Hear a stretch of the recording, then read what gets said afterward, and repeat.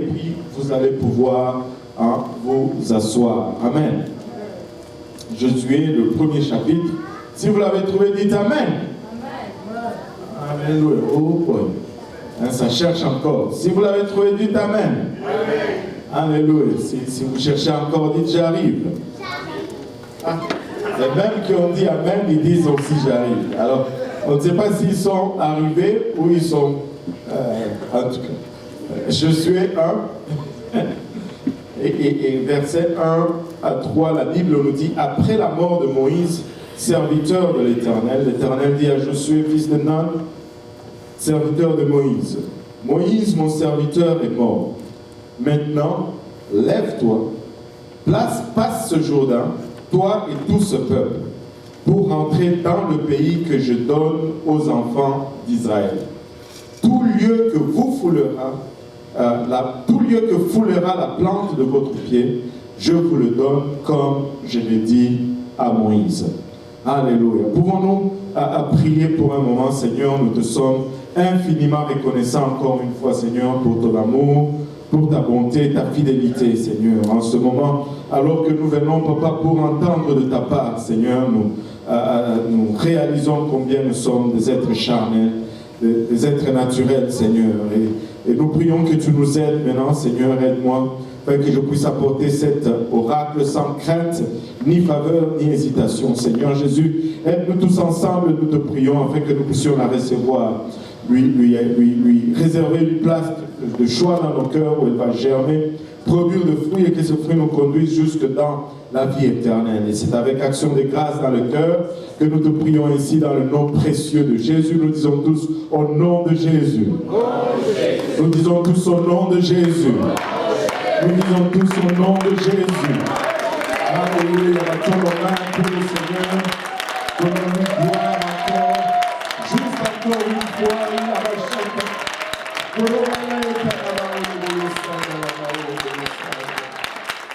Alléluia. Alléluia Seigneur. Alléluia Jésus. Alléluia Jésus. Et aujourd'hui nous allons parler pour les prochaines 3 heures. Nous allons parler sur la génération de Josué. Amen. 4 heures. Voilà. De toute façon, il neige dehors. On va aller où? Tant qu'à faire, on peut rester ici jusqu'à demain. Alléluia. La génération de Josué. Amen. Alléluia. Nous allons parler de la génération de Josué et vous pouvez vous asseoir. Maintenant, comme personne, comme individu, comme Église, nous tous collectivement, et comme peuple, le peuple de Dieu, et tu sais, j'ai à cœur même d'ajouter comme district, l'autre district du Québec, nous avons des promesses de la part de Dieu. Amen. Est-ce qu'il y a des gens qui ont des promesses personnelles de la part de Dieu? Dieu vous a promis des choses. Est-ce qu'il y en a qui attendent encore la réalisation des promesses? Alléluia. Et donc, je pense que je suis en train de parler à la bonne groupe, au bon groupe aussi, à la bonne congrégation. Donc, nous avons des promesses de la part de Dieu. Et lorsqu'on parle de promesses, je ne sais pas pour vous, mais lorsqu'on parle de promesses, vraiment, la première chose qui nous vient en tête, ou la toute première promesse qui retentit toujours dans la pensée des gens, c'est la terre promise. C'est celle qui est en premier. Amen. La terre promise. Et quand on parle de la terre promise, on parle de Canaan. Et Canaan, c'était la terre promise. C'était la promesse pour le peuple d'Israël. Et quand on regarde à Canaan, très souvent, on va faire ce qu'on appelle couramment, dans des termes entre guillemets théologiques, on va faire la typologie. On va regarder ce qui est arrivé dans l'Ancien Testament. On va dire c'est un type ou c'est un exemple de ceci. On va regarder par exemple le peuple d'Israël qui traverse la mer Rouge. On dit que c'est un type du baptême. Et c'est bon la typologie. Mais il faut faire attention de faire des analogies appropriées. Déjà, des fois, les gens vont dire, bon, le Seigneur a pêché 123 poissons, et ils vont faire des calculs, 1 plus 2, ça fait 3, 3 fois 3, ça fait 9, et puis 9, comme le chiffre 2 est au milieu, 9 moins 2, ça fait 7, donc c'est le chiffre parfait de Dieu. Ça, ce n'est pas une bonne analogie. Amen. Des fois, les gens vont étirer les choses pour faire coïncider les promesses. Il ne faut pas faire cela. Il ne faut pas faire de fausses analogies. Il ne faut pas tirer les choses. Il ne faut pas juste chercher à coïncider les choses. Et quand on regarde à la terre promise, la bonne analogie, le bon type ici à faire avec la terre promise, c'est que la terre promise n'est pas un type du paradis. Parce que dans le paradis, il n'y a pas de bataille. Dans le paradis, il n'y a pas de combat. Lorsque nous arrivons au ciel, les combats sont finis. Lorsque nous arrivons au ciel, il n'y a plus d'obstacles. Il n'y a plus de souffrance. Il n'y a plus d'ennemis. Notre ennemi est complètement anéanti. Et il n'y a plus de géants dans la terre promise. Tout est doux. Tout coule en douceur dans la terre promise. Et donc, plutôt dans le paradis. Mais dans la terre promise, il y avait encore des géants. Dans la terre promise, il y avait encore des batailles. Dans la terre promise, il y avait encore des obstacles. Donc, nous pouvons dire avec assurance que la terre promise n'est pas un type du paradis, mais la terre promise est vraiment le type de notre salut. Alléluia. Et c'est vraiment le type de notre salut. Nous avons encore des batailles. Aujourd'hui, ce matin, quand j'allais sortir de la maison, tu sais, il y a de ces jours où c'est juste lourd. Il y a plein de choses qui arrivent ces derniers temps. J'ai 3 voitures qui sont au garage. 2 accidents et 2 pannes. Enfin, un accident et 2 pannes. Et aujourd'hui, j'ai appris que la sœur Oumou a eu un accident. La sœur Marie-Flo a eu un accident. Je ne sais pas qui d'autre a eu un accident. Mais on dirait que il y a juste des choses qui nous arrivent. En fait, ça me rappelle beaucoup de choses en arrière. En fait, tu as envie de te décourager. Et ce matin, j'étais comme, j'ai dit à ma soeur, il y a de ces jours-là, tu es comme, Seigneur, reviens seulement, parce que je suis fatigué. On veut juste que la trompette sonne et qu'on se retrouve dans cette place où il n'y a plus d'obstacles, il n'y a plus d'ennemis. Mais est-ce qu'on peut se lever et prier un peu pour tous ceux qui arrivent, les accidents et toutes ces choses, que le Seigneur étende sa main sur nous. Et oui, nous sommes en train de secouer l'atmosphère spirituelle avec le temps de prière et de jeûne. Il y a des répercussions, mais nous voulons, alléluia, réclamer la victoire là-dessus. Seigneur, nous te sommes infiniment reconnaissants du privilège que nous avons, Papa, de vivre pour toi, Papa, d'être, Papa, dans la terre promise. Nous voulons prier, Papa, que tu nous donnes, Papa, force, que tu nous donnes courage, que tu nous donnes provision, Papa, de faire face à tout géant, Père, de faire face, Papa, à tout obstacle, de faire face, Papa, à toute situation, Seigneur Jésus. Papa, de faire face, Papa, à tout ce que l'ennemi va mettre sur le chemin et qui fait face, Papa, avec tête levée, Seigneur. Il a rachat à la main le centre. Fortifie ton peuple, Seigneur. Il a maillé, tu déclares dans parole, Papa, que si nous prions, Papa, et que nous cherchons ta face, Papa, que tu es assez proche pour nous répondre, Papa. Tu es là pour nous exaucer. Alléluia, pour délivrer notre pays, Seigneur. Dans le nom de Jésus, Père, Père éternel, pour être délivrés, papa, des épreuves. Nous prions, Père, Ilamachata, que tu nous donnes victoire, alléluia, dans nos épreuves, Seigneur. Nous ne demandons pas, papa, une exemption, Seigneur. Nous demandons, papa, le zèle et l'assurance, papa, pour passer à travers toute épreuve, Seigneur. Au nom de Jésus. Au nom de Jésus. Alléluia. Au nom de Jésus. Alléluia. Accorde-moi pour le Seigneur Jésus.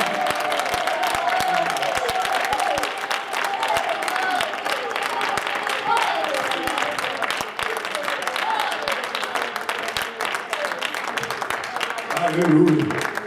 Alléluia. Gloire au nom de Jésus. Alléluia. Je ne sais pas pour vous, mais je ressens la victoire, ma Baptiste. Alléluia. Je ressens la victoire. Alléluia. Gloire au nom de Jésus.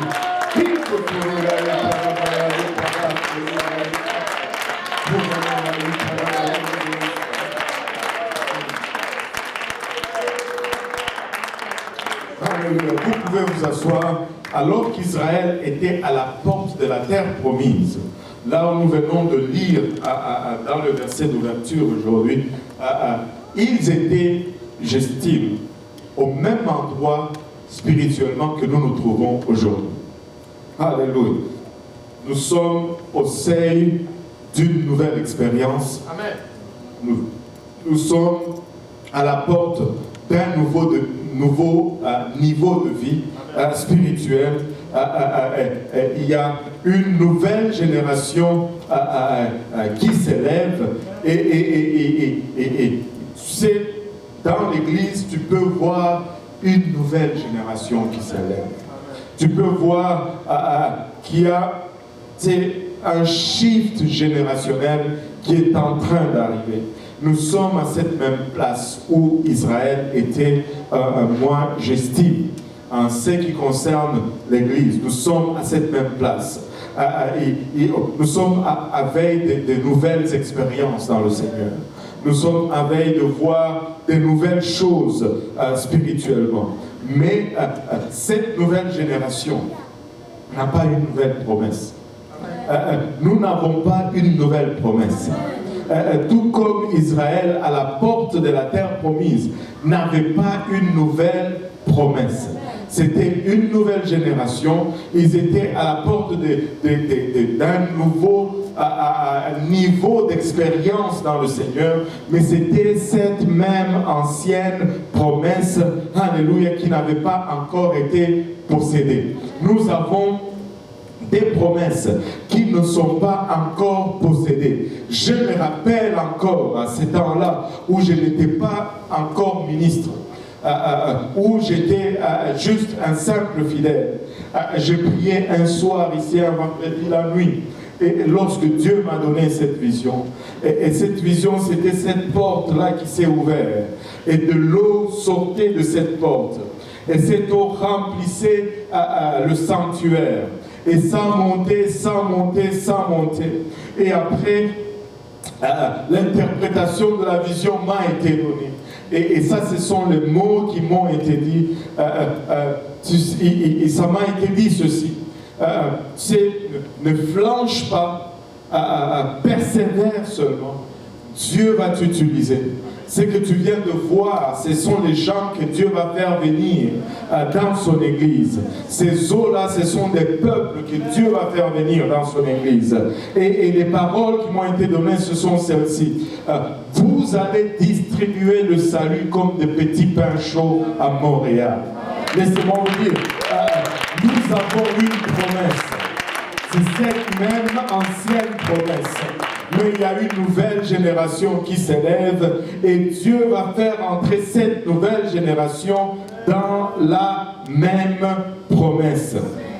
Josué était à la porte, Moïse était décédé et Josué commençait maintenant à faire entrer cette nouvelle génération dans la possession des promesses. Et la Bible dit que le Seigneur lui parle et il dit, Moïse mon serviteur est mort maintenant, lève-toi, passe ce Jourdain, toi et tout ce peuple, pour entrer dans le pays que je donne aux enfants d'Israël. Et il dit, tout lieu que foulera la plante de votre pied, je vous les donne comme je l'ai dit à Moïse.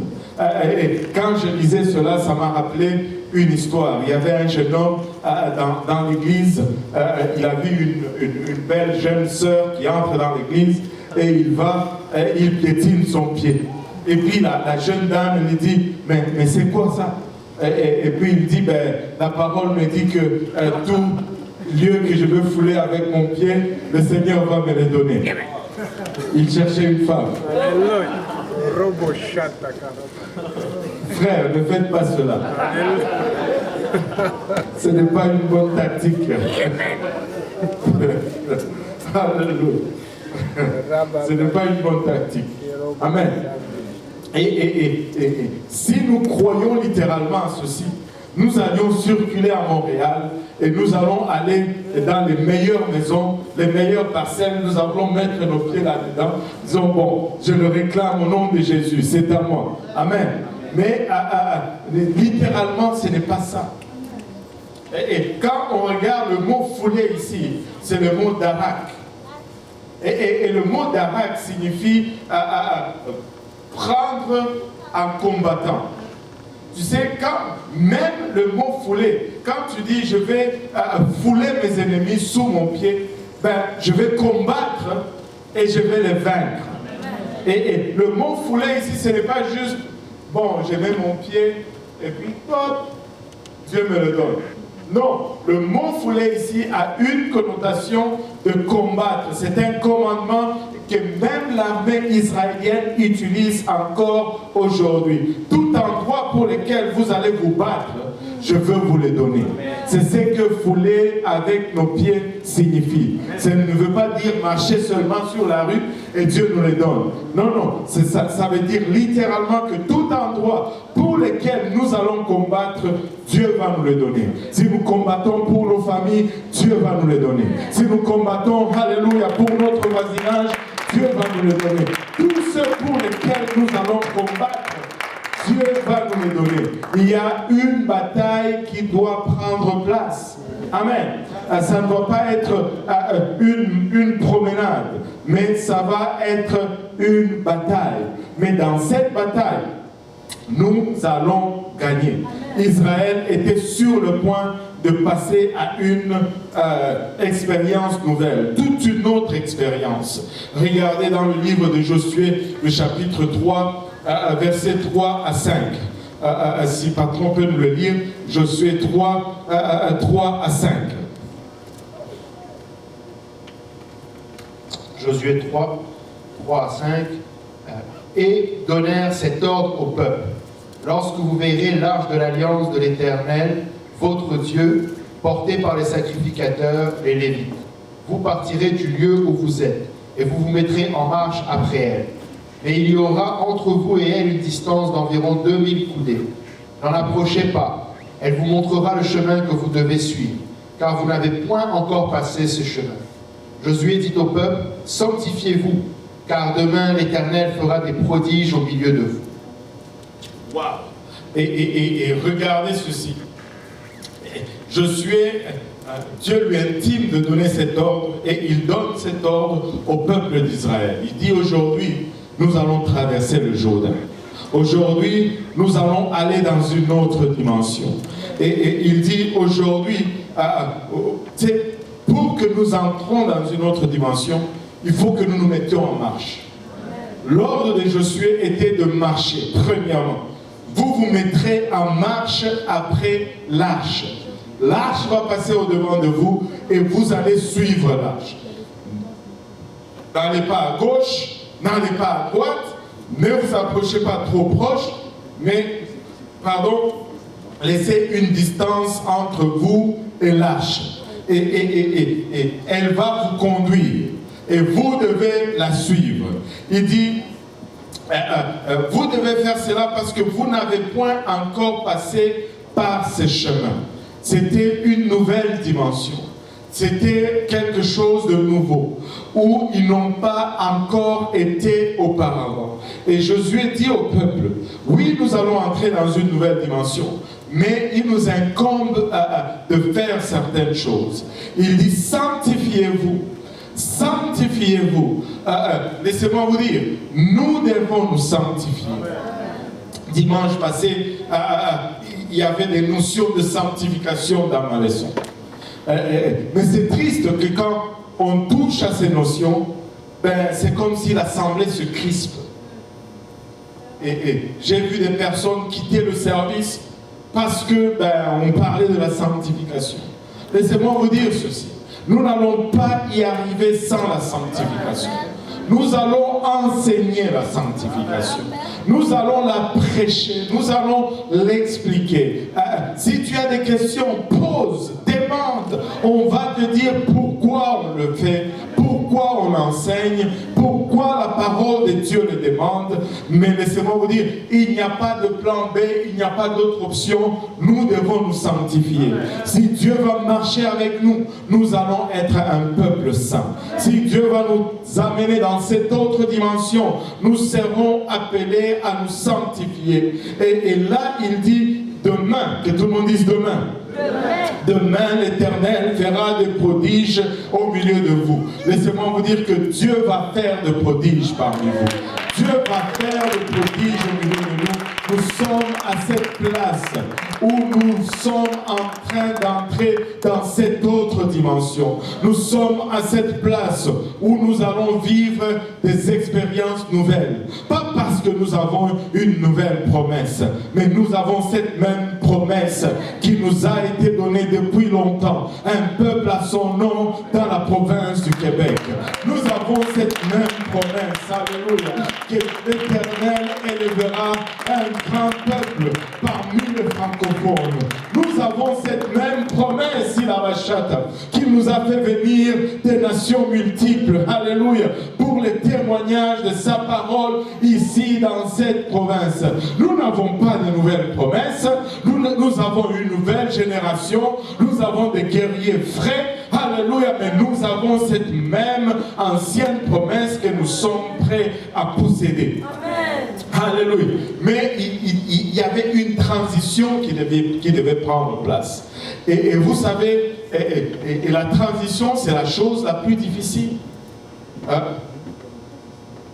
Regardez, la transition va toujours demander des ajustements. Mais nous sommes des créatures d'habitude. Nous ne voulons pas changer nos habitudes. Mais des fois, nous devons changer. Tu sais, aujourd'hui, peut-être que j'ai frustré certains d'entre vous. Je vous ai juste dit, c'est pas grand-chose. Hein. Juste de nous mettre ici. Bon.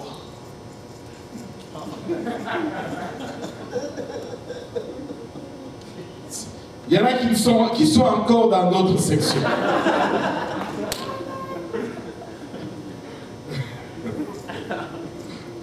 C'est juste une petite chose, un changement. Mais nous n'aimons pas les changements. Nous voulons rester dans nos habitudes. Et c'est pourquoi les transitions sont difficiles. Mais les transitions sont nécessaires si nous voulons être tout ce que Dieu nous a appelés à devenir. Et il y a de ces choses qui doivent bouger un peu si nous voulons entrer dans cette autre dimension.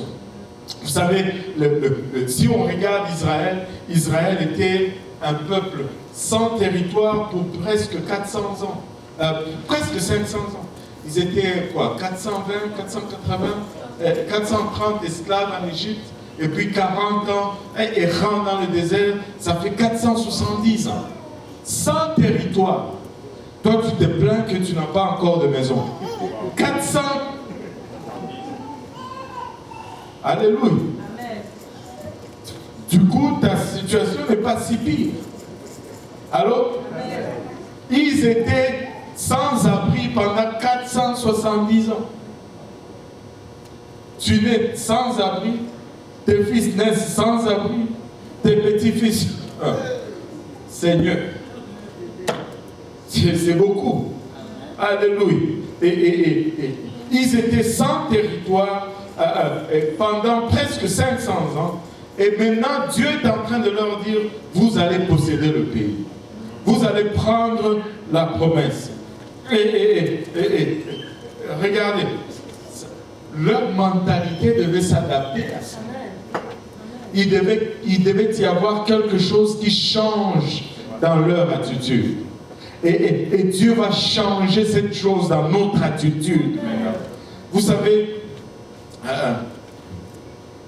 laissez-moi juste dire ceci.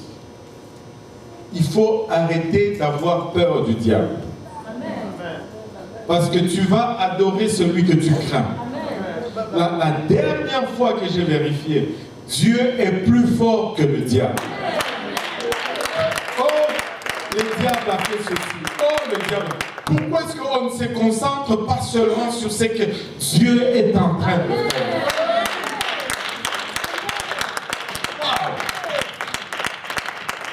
Si on veut parler de sorcellerie, wow, tout le monde a là dans sa famille. Allô? Et c'est toujours les autres qui sont des sorciers. Et pour eux, c'est nous qui sommes des sorciers. C'est toujours la mère de l'autre qui est sorcière. Jamais sa mère. Alléluia, amen, gloire à Dieu. Et alléluia. Mais, tu sais, 470 ans, mais il y a quelque chose qui devait changer dans leur tête. Ils devaient passer de l'idée d'être sans abri à dire, ben, je peux posséder un territoire. Ils devaient avoir cette pensée en eux.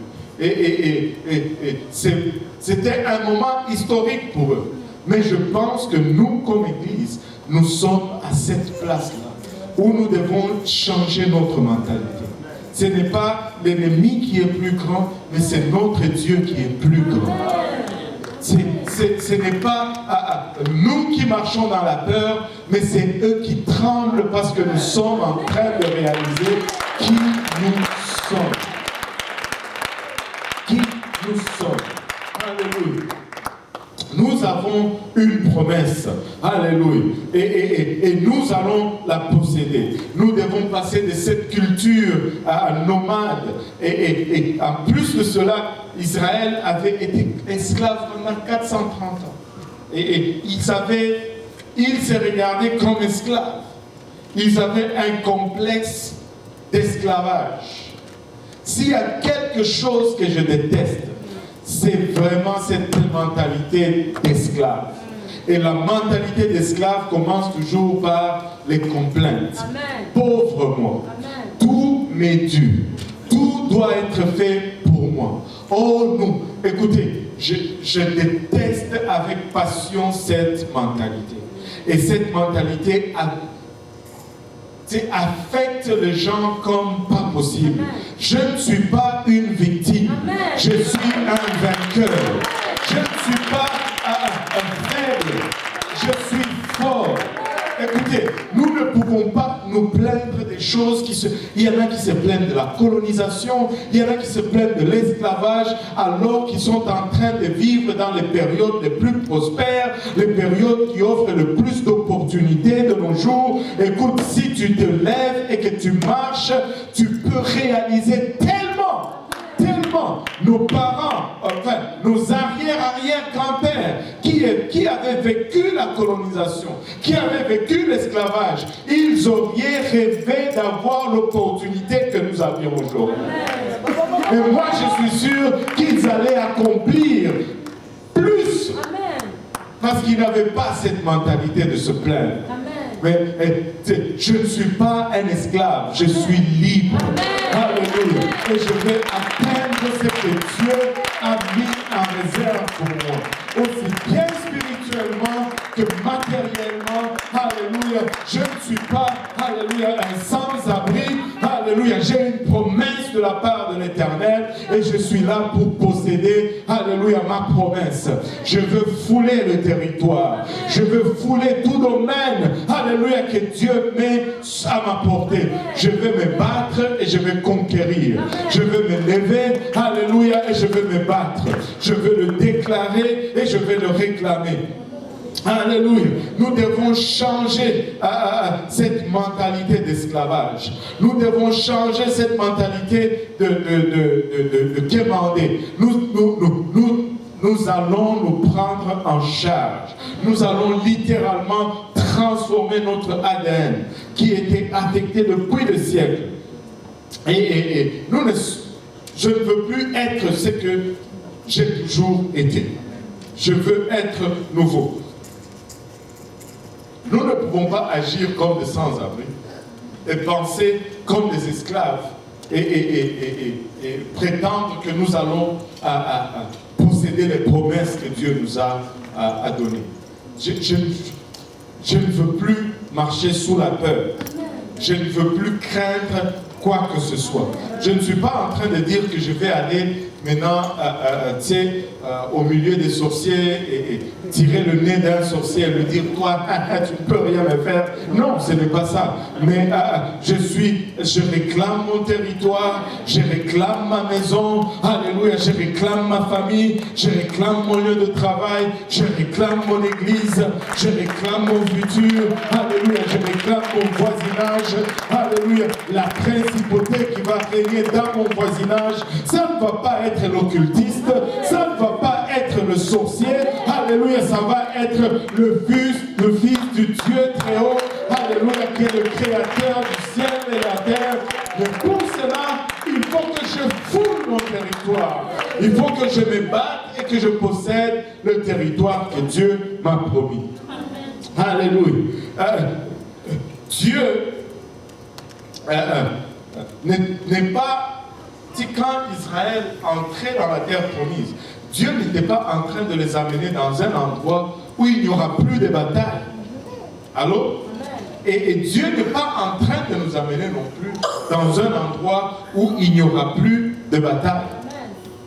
Allô? Il y aura des batailles, mais il y a quelque chose qui va changer. Il y a un shift qui va prendre place. C'est un endroit, là où nous sommes en train d'entrer, là où nous sommes au seuil, c'est un endroit où les batailles deviennent plus stratégiques. Ce n'est plus juste des batailles, mais ce sont des batailles critiques et des batailles stratégiques.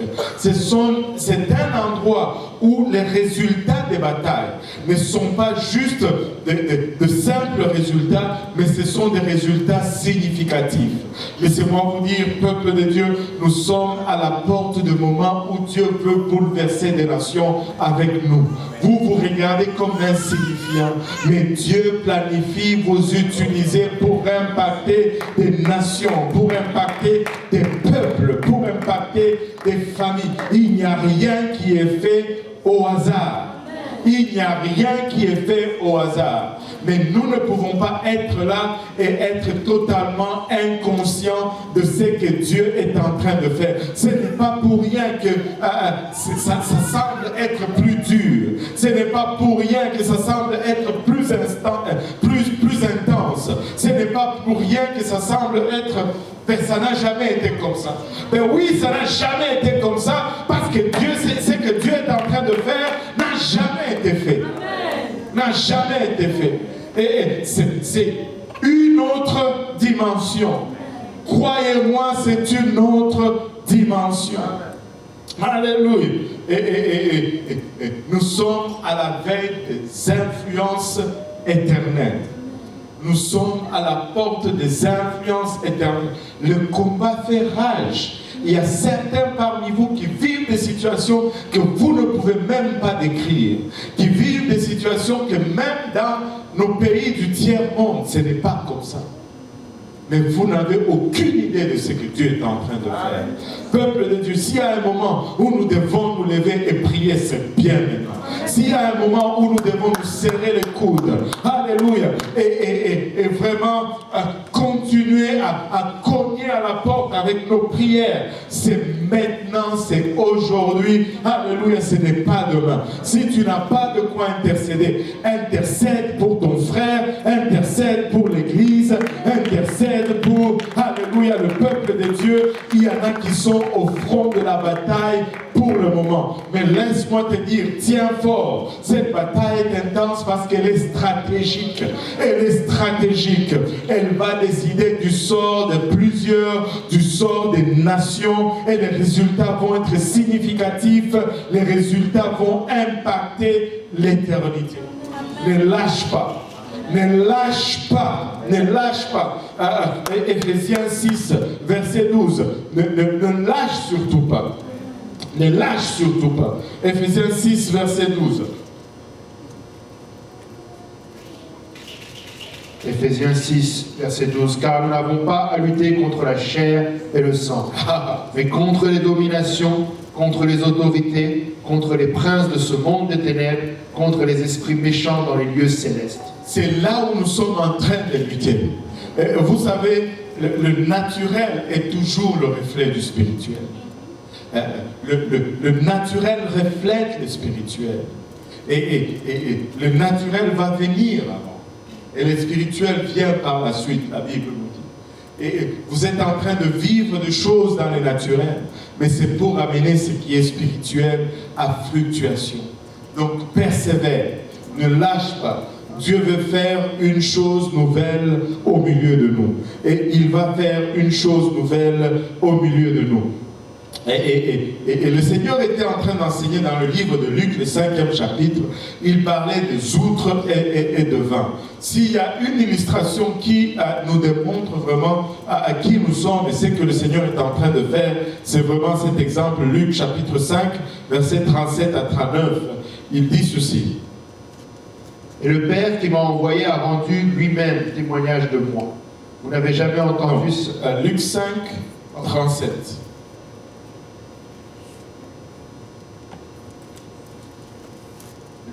Luc 5, 37. Et personne ne met du vin nouveau dans de vieilles outres.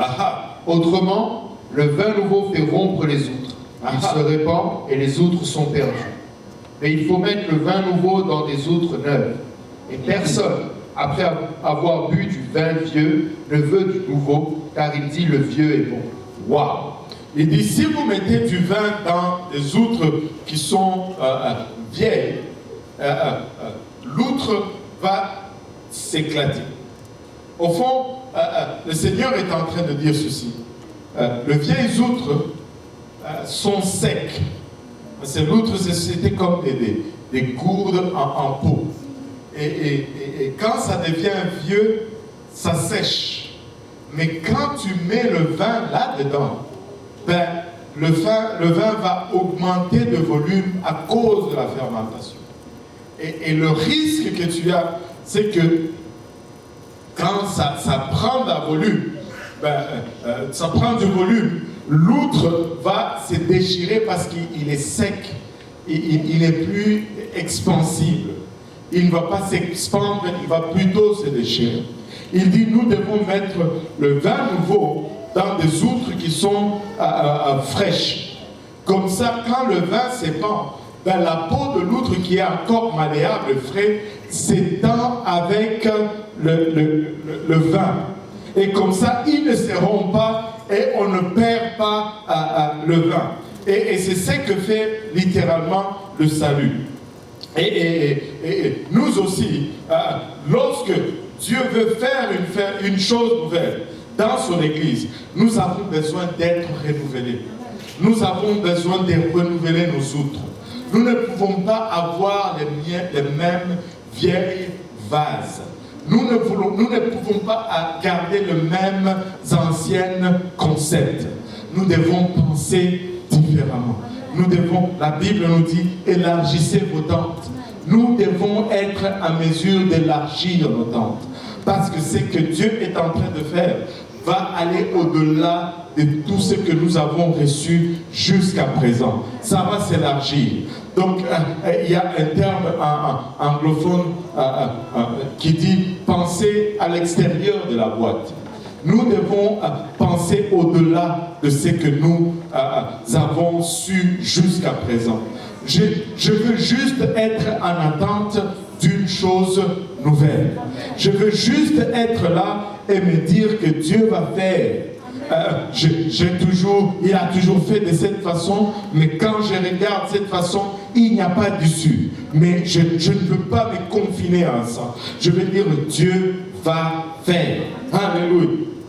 Et vous savez, nous sommes en plein réveil. Amen. Et nous pouvons expérimenter le réveil. Tu sais,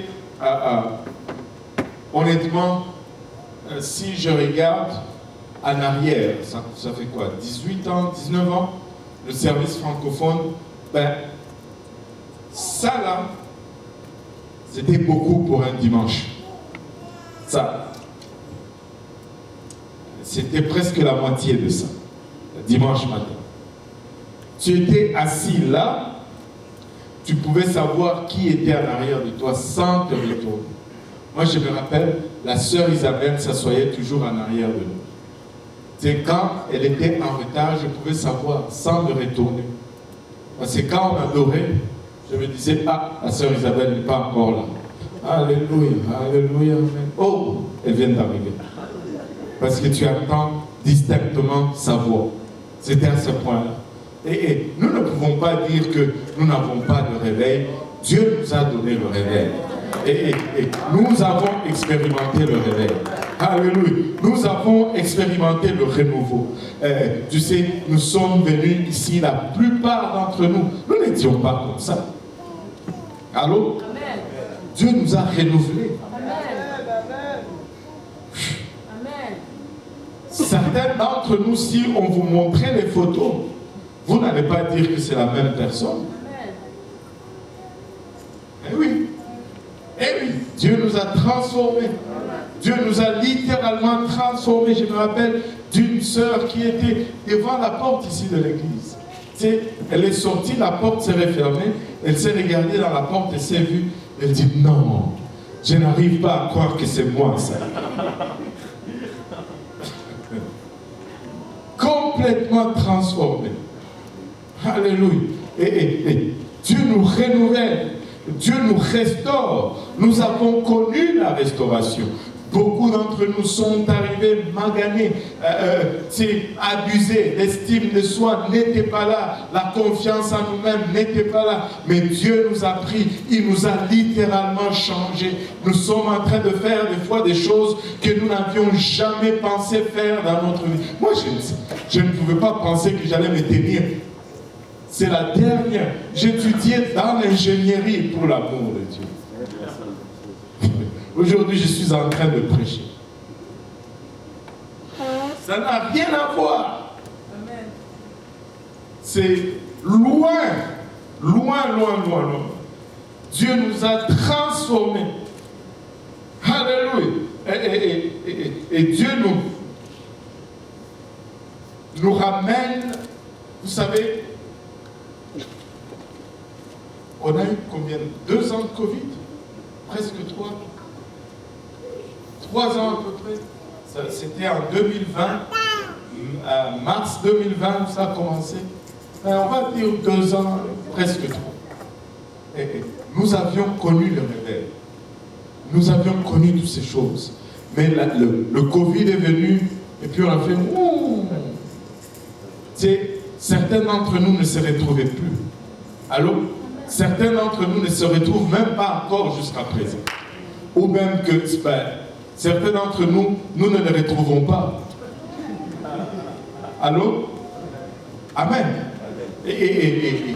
Mais Dieu est en train de nous ramener, alléluia, à quelque chose que nous avions auparavant. Dieu est en train de nous ramener à ces feux que nous avions auparavant. Je regarde nos jeunes, alléluia, ça bouillonne à l'intérieur. Je regarde, j'entre dans le service, je ressens cette bouffe, cette présence. Écoutez, nous sommes à la veille d'une nouvelle expérience avec le Seigneur. Nous sommes à la porte. Alléluia. Alléluia. Alléluia. Et il y a des saisons où Dieu veut non seulement nous restaurer, mais aussi nous transformer. Et lorsqu'il aura terminé avec nous, nous ne sentirons plus les mêmes. Nous n'allons plus nous sentir le même. Nous allons être en pleine confiance. Écoute, je ne suis pas inquiet pour l'Église de Dieu. Je ne veux pas m'inquiéter pour l'Église de Dieu. J'ai déjà vu des gens qui, de mes propres yeux, j'étais jeune dans le Seigneur, peut-être 2 ans dans l'Église. Et ça, ce n'était pas un noir qui faisait cela. Parce que quand on dit sorcellerie, on a toujours tendance à penser que c'est seulement les noirs. Mais savez-vous qu'il y a même les blancs, il y a des sorciers ici. Alléluia. Et tu sais, on venait à l'église, il y avait un monsieur là, devant l'église, pasteur Jean. Il essayait de jeter des mauvais sorts sur l'église. Quand on était de l'autre côté de la lumière, on attendait la lumière, il était là, il faisait ces choses. Et là, on traverse, tu t'approches, tu dis, mais qu'est-ce qu'il est en train de faire? Et là, quand il regarde que nous allons à l'église, ok, il arrête un peu, et puis après il continue. Je dis, wow, je suis rentré, je suis allé voir Pasteur Bram, j'ai dit, Pasteur, est-ce que tu as vu le monsieur? Il dit, oui, il est en train de jeter des mauvais sorts à l'église. Et le pasteur me l'a lancé comme ça. Moi, ça faisait juste 1 an et demi que j'étais dans l'église. Ça ne l'inquiétait même pas. Ça ne l'inquiétait même pas. Parce que Jésus dit, Pierre, alléluia, tu es Pierre, mais sur cette pierre, j'ai bâtirai mon église. Et les portes de l'enfer. Écoute, je m'inquiète. Wow! Alléluia. J'étais à l'église au Chelaga. C'est quand on était encore sur le Chelaga, à l'église de l'Est. Il y avait une vieille maman, moi je suis sûr qu'elle était sorcière. Elle était tout le temps en noir. Et quand elle passait devant l'église, elle faisait ses incantations. Elle faisait ses incantations. Vous savez quoi? L'église a grandi jusqu'à ce que nous sommes passés à une autre bâtisse. Et là, il y a une autre église dans le même lieu qui prêche la même doctrine en espagnol. Vous savez quoi? On ne s'est pas arrêté pour commencer à dire, ben sorcier, nous aussi on prie, on est dans un combat. Non, non, on n'est pas en train de faire, nous sommes en train de fouler les territoires. Nous ne sommes pas dans un match avec le diable. Nous sommes en train de prendre ce qui nous revient de toi. Nous sommes en train juste de le prendre. Je ne veux pas... Écoutez, je dois marcher avec assurance. Nous devons avoir un peu la mentalité, ok, c'est un peu charnel, mais je veux prendre cette expérience. Tu vois, quand quelqu'un va au gym, il fait des pompes, il a des biceps et tout, là, il se promène un petit chandail et il marche sur la rue.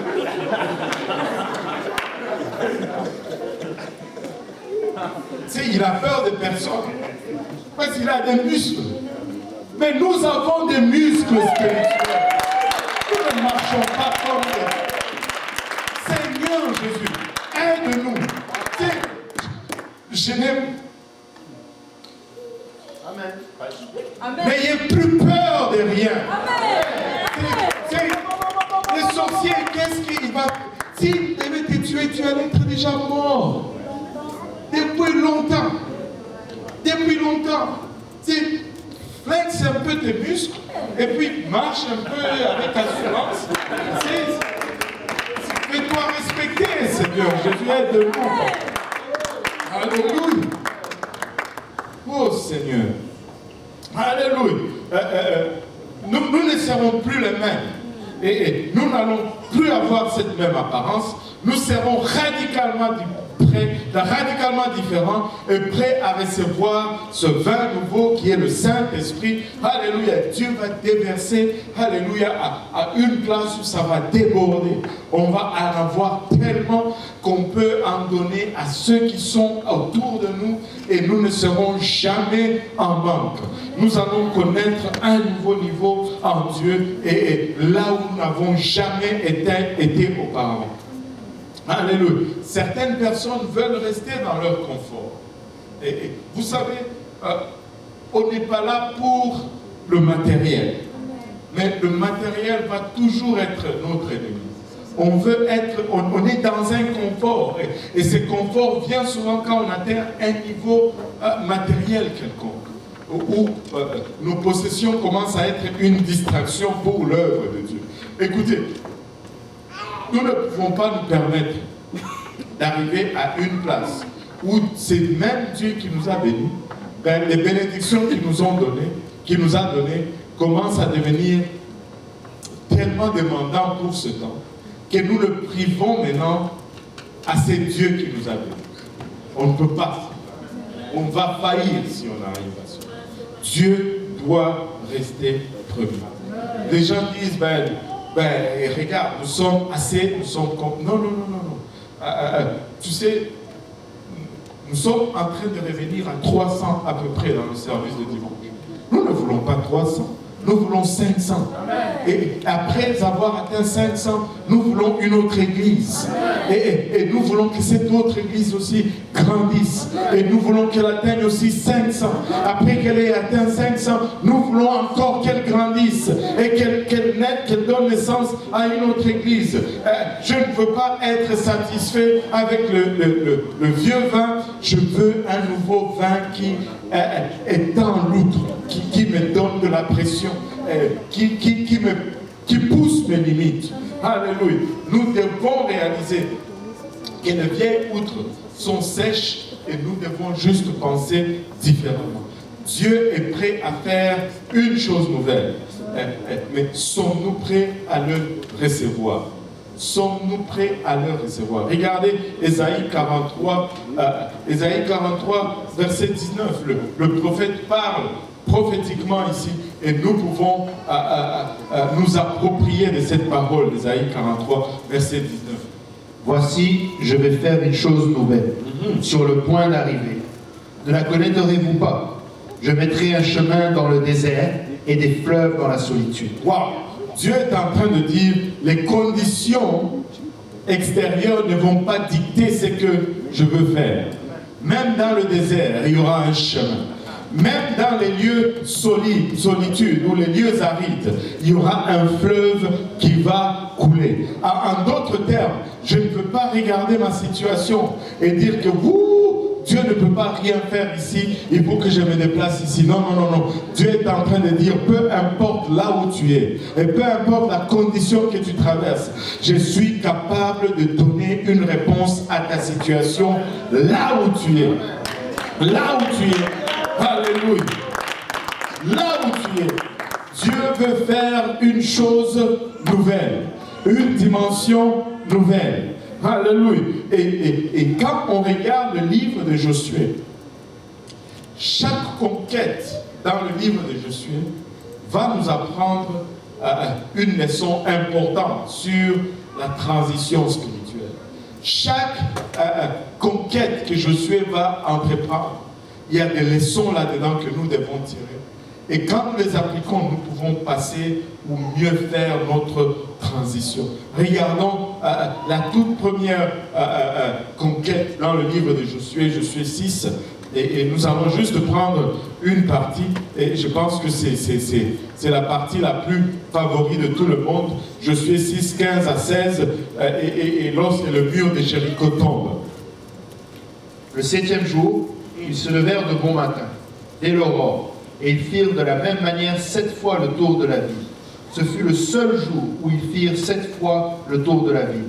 À la 7e fois, comme les sacrificateurs sonnaient des trompettes, Josué dit au peuple, « Poussez les cris, car l'Éternel vous a livré la ville. » Waouh! Poussez les cris, car l'Éternel nous a livré la ville. Maintenant, regardez un peu ceci. Il commence par dire le 7e jour. Se sont levés de bon matin. Et mon épouse a toujours un dicton qu'elle dit en anglais. J'espère que je vais la dire comme il faut. The bird that rise up early get the worm. C'est comme ça? Ouais. L'oiseau qui se lève le plus tôt, c'est l'oiseau qui va avoir le ver de terre. Alléluia. Nous devons apprendre déjà la première des choses, à être premier sur la scène, à être tôt, à s'élever tôt, à arriver à l'église tôt, à arriver à nos études bibliques tôt, à arriver à la réunion de prière tôt. Nous devons être des gens qui arrivent tôt et non des gens qui arrivent tard. Allô? Aïe, aïe, aïe. C'est noir. Toujours en retard. Ça, c'est une maladie.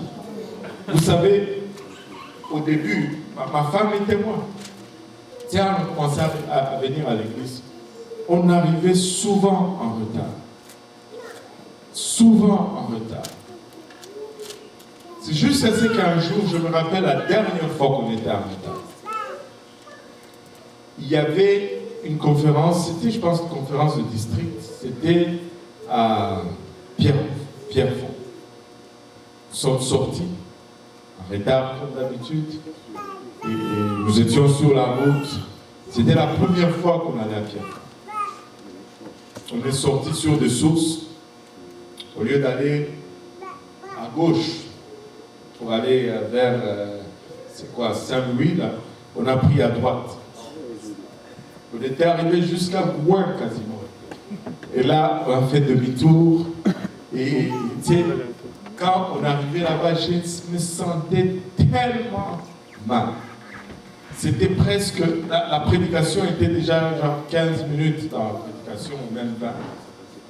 Et je me sentais tellement mal que je me suis promis que ça, c'était la dernière fois que j'arrive en retard. Laissez-moi vous dire ceci. Ça là, des fois c'est spirituel. Si le service commence à 13h et que toi, ça te prend 30 minutes pour arriver ici, ne te trompe pas. À 12h30, si tu n'as pas encore quitté chez toi, tu es déjà en retard.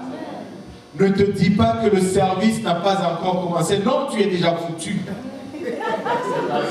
Mais je vous dis, parce qu'on a toujours, oh, le service n'a pas encore commencé. Là, tu entres dans cette chambre, tu sors. Tu entres dans l'autre chambre, tu sors.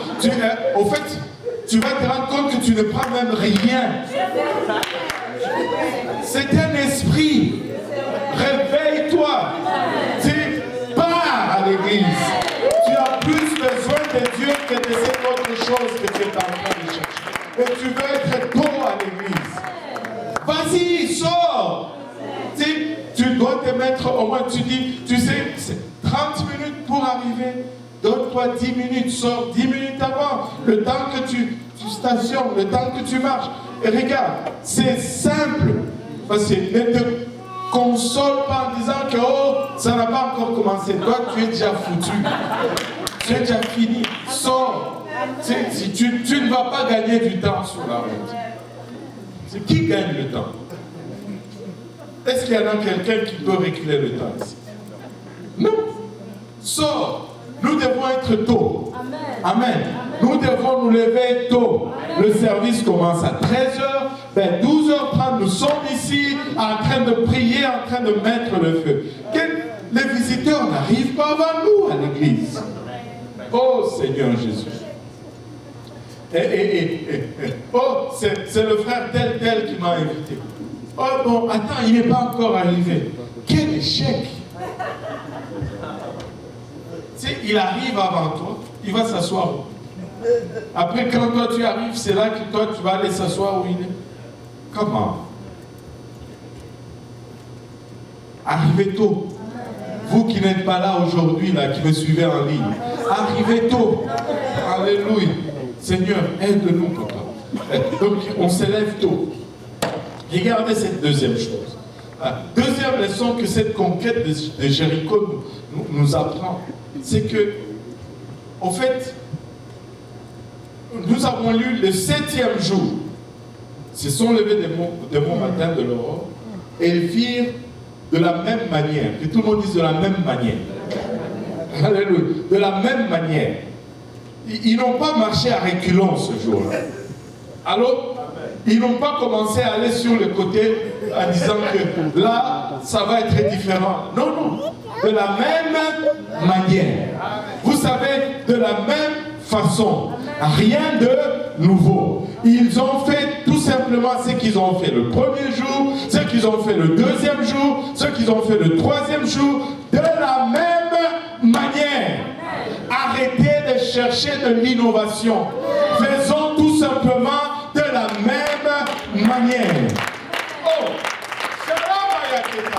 Dieu nous a sortis de 12, alléluia, à 300 de la même manière. Il va nous faire passer de 300 à 500. Nous n'allons rien changer. Nous allons prêcher l'évangile. Nous n'allons rien enseigner de nouveau. Nous allons prêcher la sanctification. Nous allons enseigner la prière. Nous allons enseigner le jeûne. Nous allons enseigner les études bibliques. Rien de nouveau, de la même manière.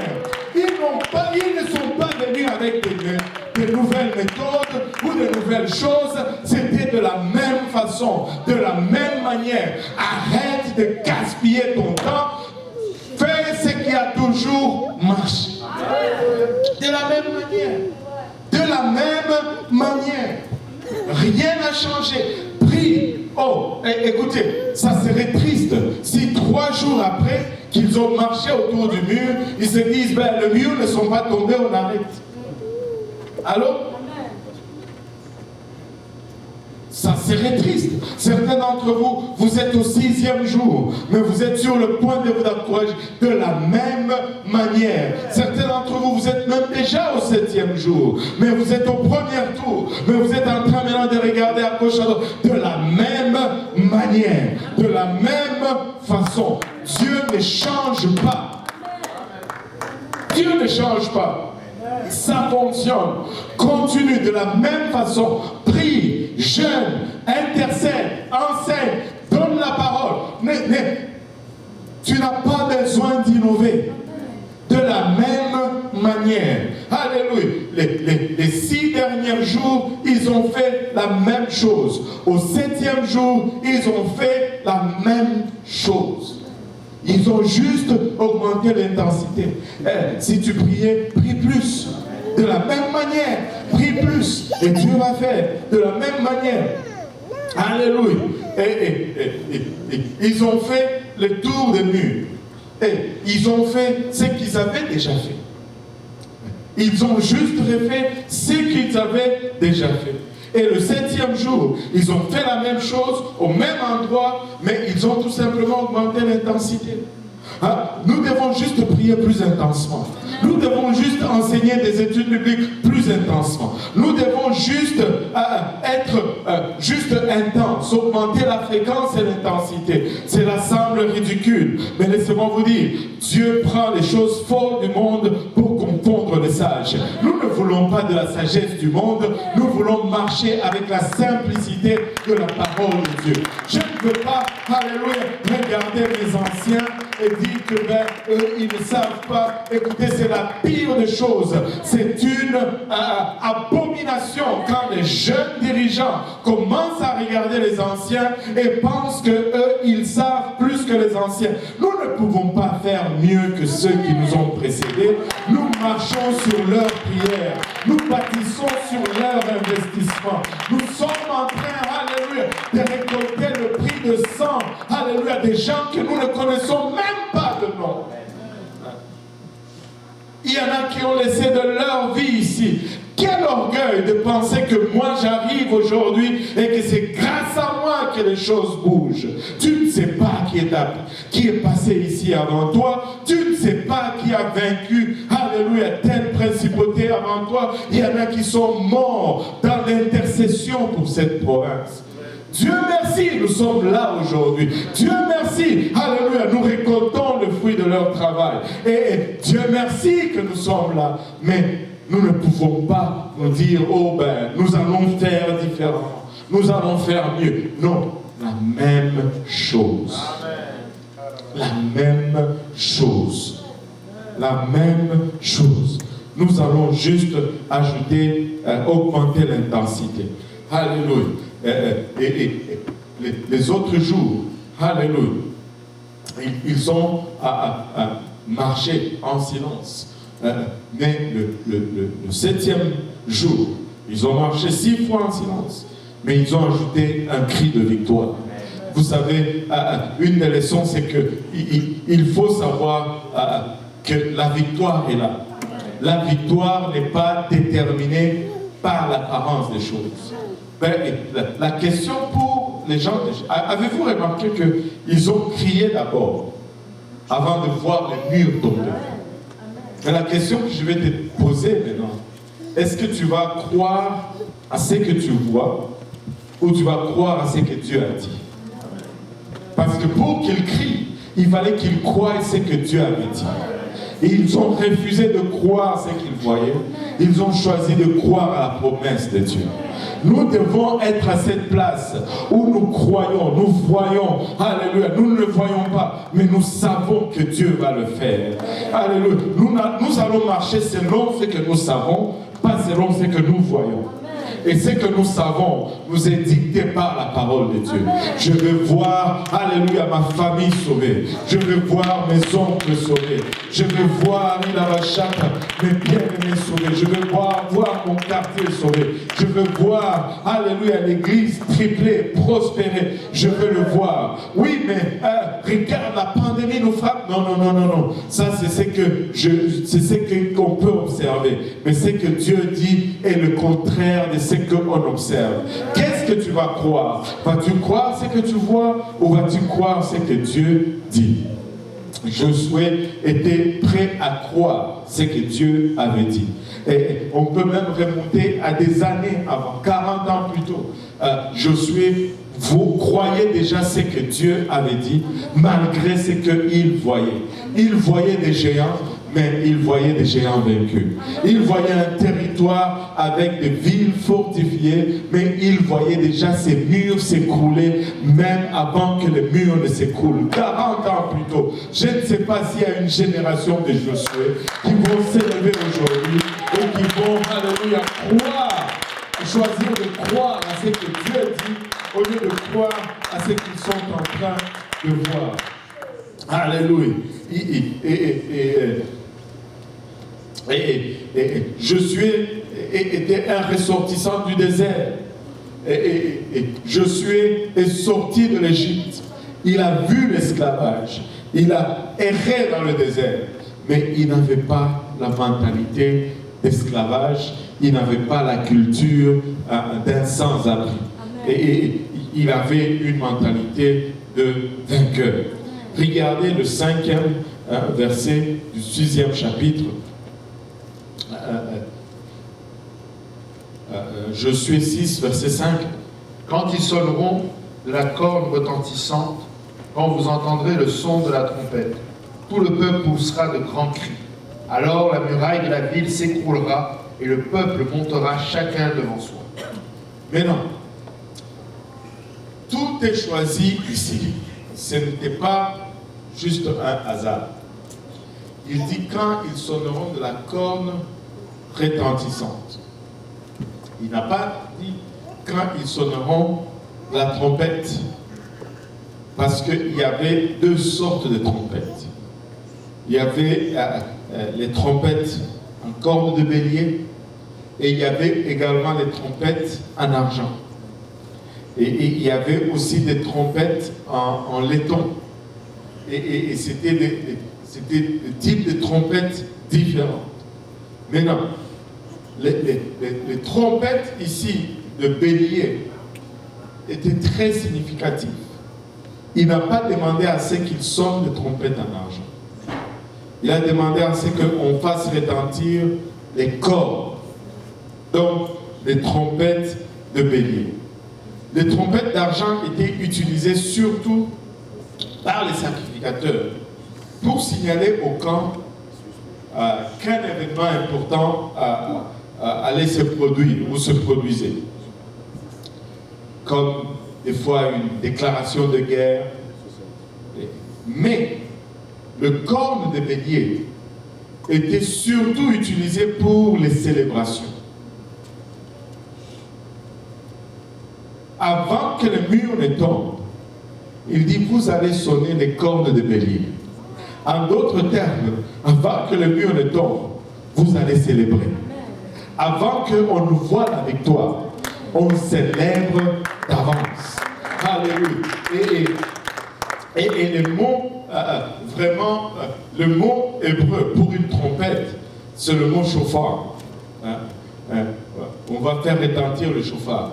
Mais pour le corne de bélier, il y avait un autre mot qui était utilisé, et c'est le mot, ils écrivent Yobel, mais ça se lit Jobel, et qui est aussi le même mot racine pour le mot jubilé.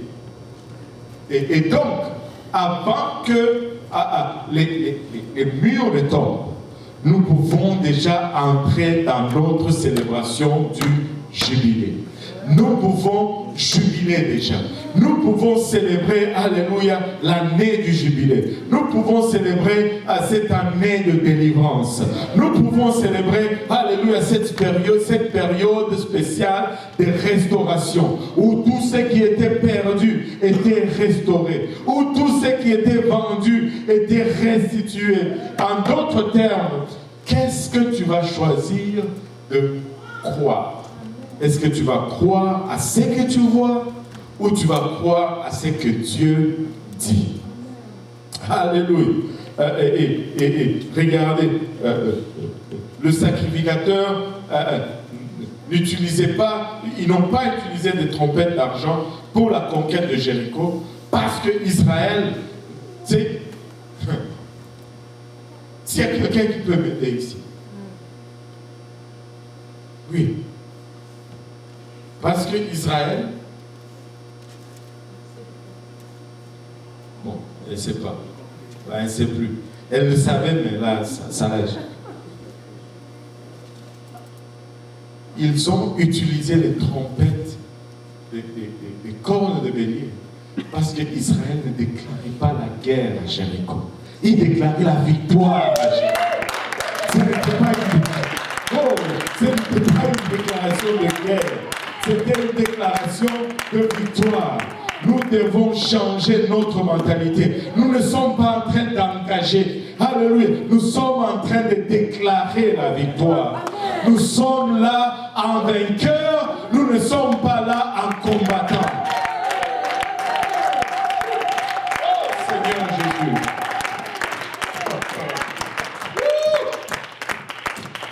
Lévitique 25, verset 9 à 10 nous dit le dixième jour du 7e mois, tu feras retentir, alléluia, le son éclatant de la trompette, les jours des expiations saintes, vous sonnerez de la trompette dans tout votre pays et vous sanctifierez la 50e année, vous publierez la liberté dans le pays pour tous ses habitants, ce sera pour vous le jubilé, chacun de vous retournera dans sa propriété et chacun de vous retournera dans sa famille. Laissez-moi vous dire, quand ils étaient à Jéricho, ils n'étaient pas là pour se battre, ils étaient là pour célébrer la victoire. Ils n'étaient pas là, alléluia, pour engager une bataille. Ils étaient là pour déclarer que nous sommes arrivés, c'est fini pour vous.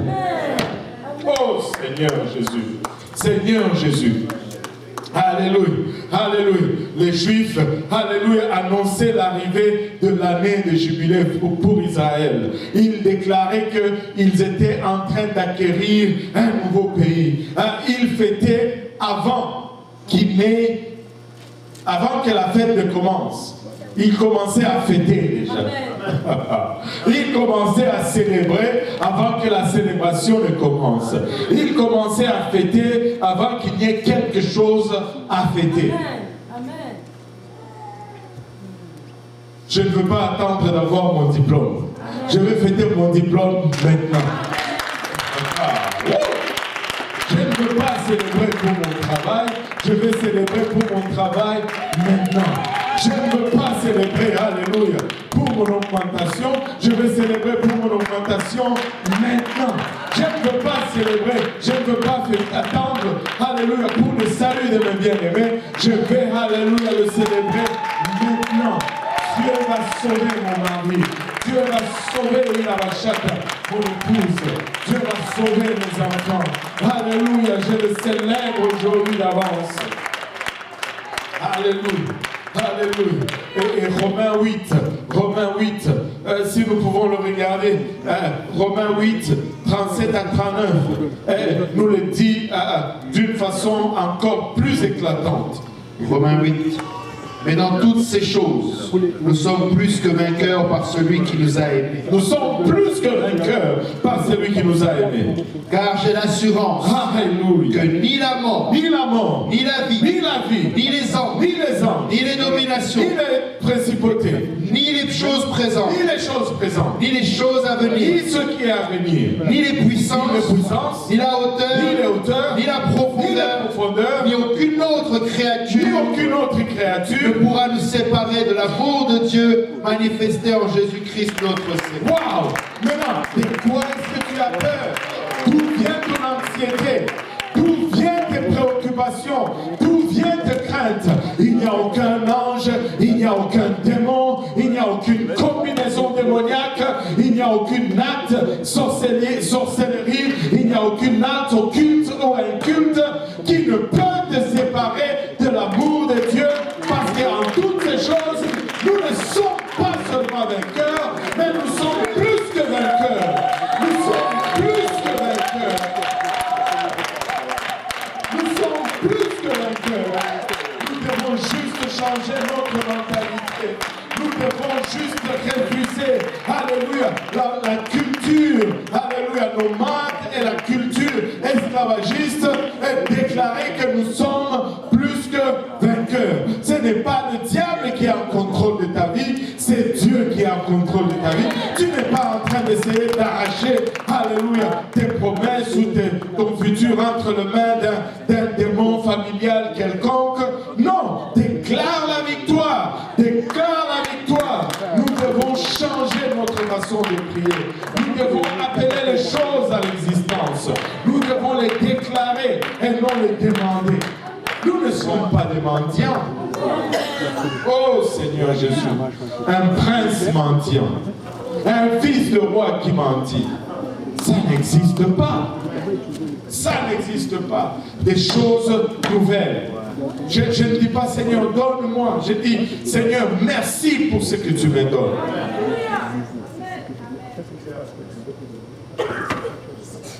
Le peuple de Dieu ne se bat pas seulement, il ne se bat pas du tout pour la victoire, mais il se bat à partir de la victoire. C'est la conquête de la terre promise a commencé à partir d'une victoire. On se bat à partir de la victoire, on se bat dans la victoire, mais on ne se bat pas pour la victoire. Nous sommes des vainqueurs et non des victimes. Je ne suis pas une victime. Ne me prenez pas en victime. Non. Je suis un enfant du haut. J'ai été choisi. Et je suis la primeur de ses yeux. Alléluia. Je suis l'objet de son affection. Oh Seigneur Jésus. Vous savez, quand il était à la croix, il a dit tout est accompli. Et si Dieu dit que tout est accompli, ben, permettez-moi de suggérer que probablement que tout est accompli. Alors, c'est pas le frère Moria qui dit que tout est accompli. Non. C'est Dieu qui dit que tout est accompli. Si lui dit que tout est accompli, ayons au moins la décence et minimalement de croire que tout est accompli.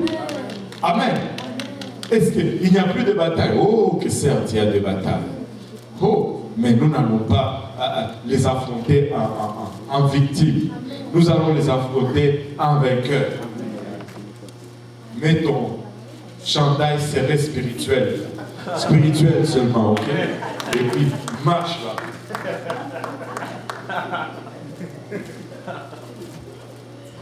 Alléluia. Alléluia. Tout a été accompli. La bataille a déjà été gagnée. Jésus-Christ est chargé, s'est déjà élevé à la place d'autorité spirituelle. Et Jésus s'est déjà assis à cette place et il partage cette autorité avec nous. Regardez, Ephésiens 1, verset 17 à 23. Ephésiens 1, verset 17 à 23.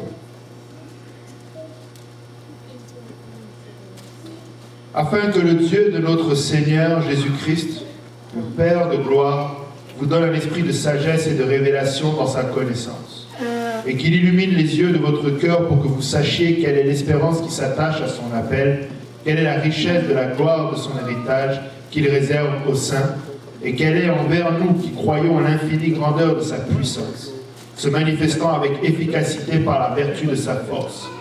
Il l'a déployé en Christ en le ressuscitant des morts et en le faisant asseoir à sa droite dans les lieux célestes, au-dessus de toute domination, de toute autorité, de toute puissance, de toute dignité, et de tout nom qui se peut nommer, non seulement dans le siècle présent, mais encore dans les siècles à venir. Regardez maintenant qu'est-ce qu'il dit par la suite, là. Portez attention. Il a tout mis sous ses pieds, et il l'a donné pour chef suprême à l'Église, qui est son corps, la plénitude de celui qui remplit tout en tous.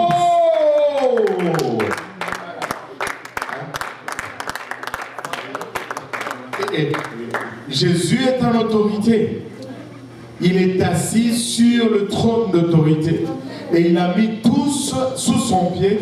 Mais non seulement sous son pied, mais il donne cette domination à son Église. C'est pourquoi dans le 2e chapitre, le 6e verset, regarde, chapitre 2, verset 6. Il nous a ressuscités ensemble et nous a fait asseoir ensemble dans les lieux célestes en Jésus-Christ. Waouh! Donc, si lui est assis avec toute autorité, toute domination et tout ce qui a comme pouvoir, et que tout est sous son pied, et que nous sommes son corps, devinez où se trouve toute domination, mais sous vos pieds. Alléluia. Et ça importe peu quelle grandeur de chaussures tu portes. Si tu portes du 6, tout est sous le 6. Alléluia. Si tu portes du 5, tout est sur le 5. Si c'est du 13 que tu portes, tout est sous le 13. Et tout est sous le pied. Alléluia. Alléluia. Et si vous êtes dans le corps du Christ, le diable est sous vos pieds. Et vous savez, Genèse 3, quand le Seigneur parle du diable, je pense que c'est le verset 15 ou 16, si je ne m'abuse, il dit « Je mettrai inimitié entre toi et le serpent, entre ta sémence et sa sémence. Celle-ci t'écrasera à la tête et tu lui blesseras le talon. » Est-ce que vous avez ça? Qu'on ne dise pas que je l'ai inventé. Genèse 3, 15, voilà. Genèse 3, 15.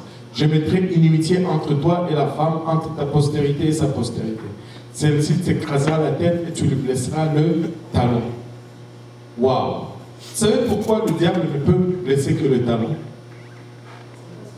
Il est en dessous du pied. Il ne peut pas mordre plus haut. Amen.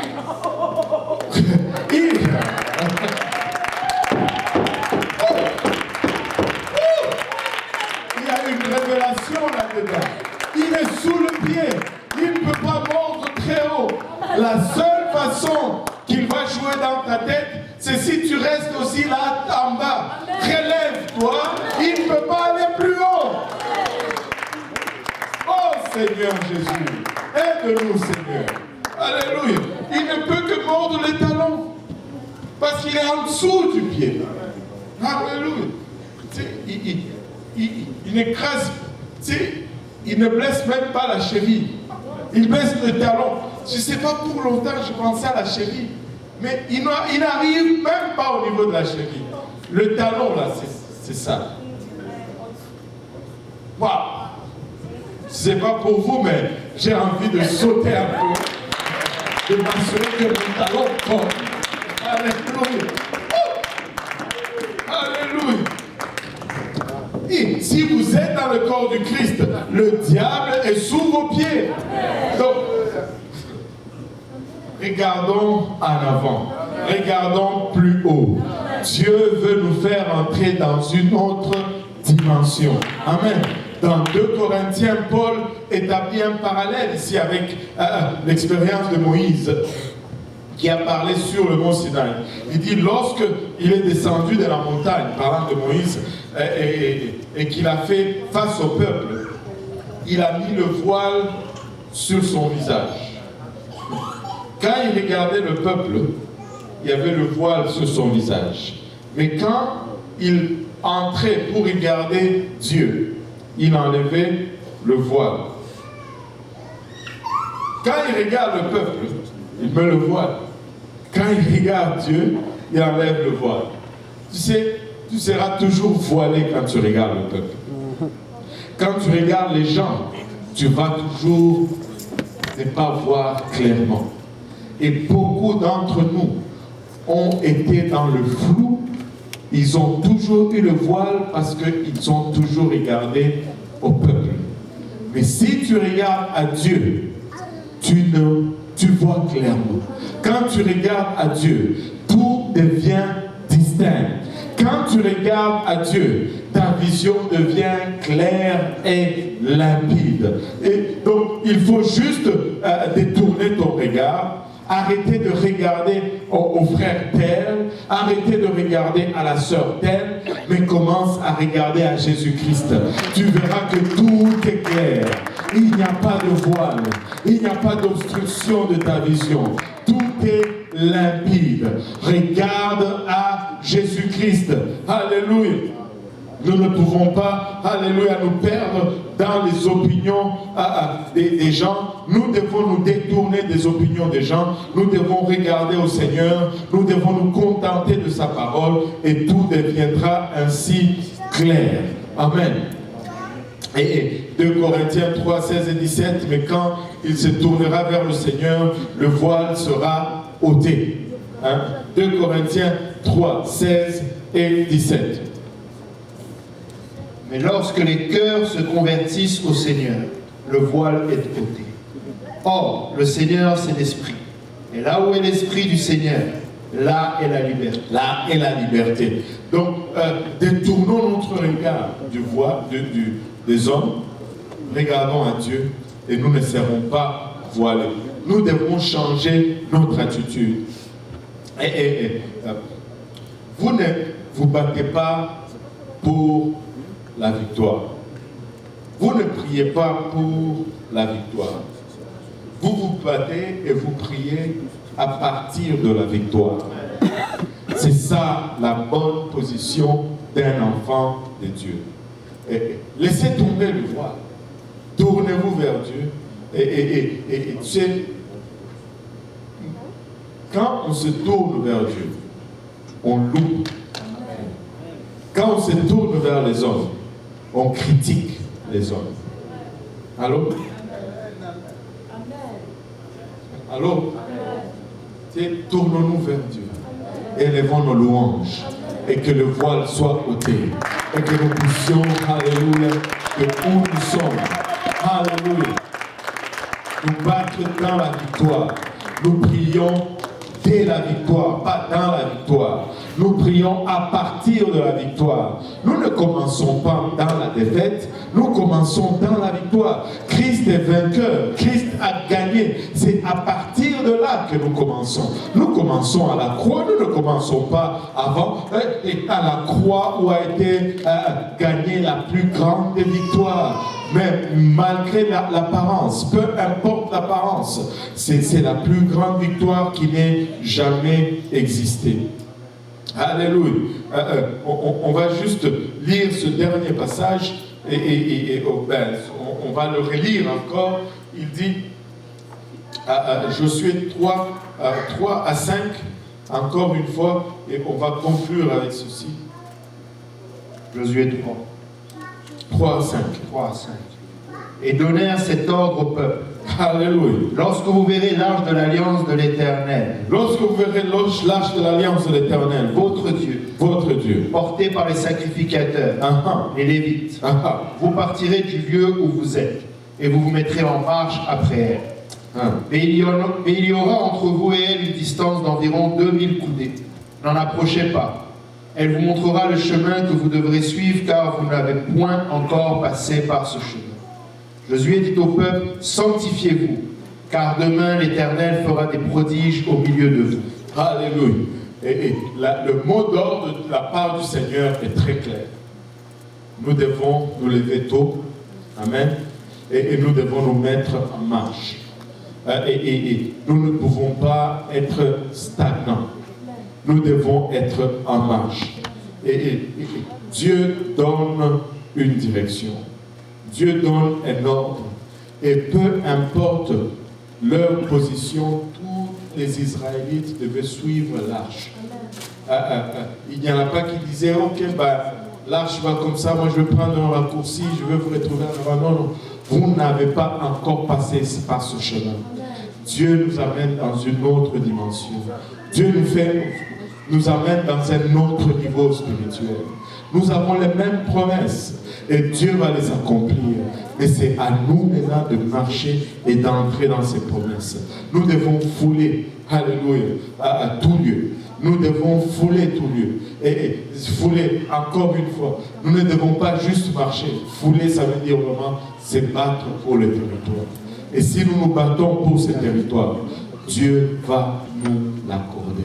Seigneur, je veux juste une autre étude biblique. Seigneur, je veux juste, alléluia, un autre jour d'évangélisation. Quelle est la dernière fois que tu es sorti évangéliser? Quelle est la dernière fois que tu as évangélisé, alléluia, dans le métro, dans l'autobus? Ou est-ce que tu évangélises seulement quand c'est un noir qui est assis à côté de toi? Ou même lorsque tu vois un Québécois, un blanc, tu n'es pas intimidé, tu lui dis, hé, Dieu est mort pour toi aussi. Il t'aime aussi. Quelle est la dernière fois que tu as fait ça? Écoutez, soyons en marche, soyons agressifs, parce que nous sommes dans la victoire. Nous prions dès la victoire, nous ne prions pas pour la victoire. Alléluia. Nous ne sommes pas en train de déclarer la guerre, nous sommes venus pour célébrer la victoire. Alléluia. Que la trompette retentisse, alors que nous nous lèvons tous ensemble. Alléluia. Alléluia. Pouvons-nous juste pour un moment, alléluia, parler au Seigneur et dire, Seigneur, change ma mentalité, Seigneur. Je vais passer, papa, alléluia, d'un sans-abri, papa, à quelqu'un qui possède le territoire, Seigneur. À quelqu'un qui foule, papa, alléluia, le territoire que tu m'as accordé, Seigneur Jésus. Je vais passer, Père, alléluia, il a ma chatte de cette promesse, papa, qui a été promise à une génération. Je veux entrer dans la possession de cette promesse, Seigneur Jésus. Je veux passer de cette culture d'esclavage, Père, à une culture, papa, de liberté, Seigneur Jésus-Christ.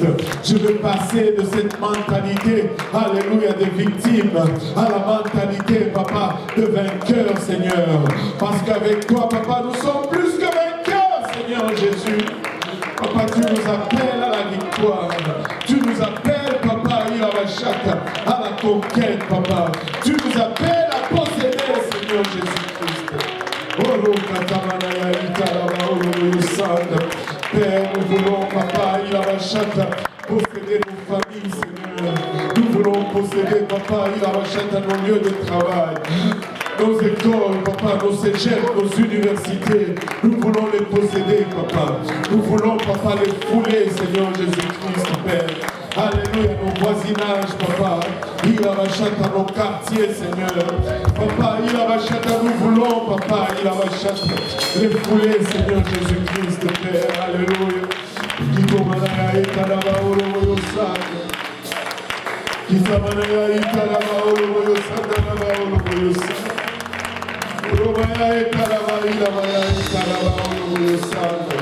Change de mentalité, Seigneur Jésus. Change de mentalité, papa. Change de mentalité, Seigneur Jésus. Au nom de Jésus. Au nom de Jésus. Au nom de Jésus. Alléluia. Alléluia. Serrez la main de votre voisin. Dites-lui, je suis vainqueur.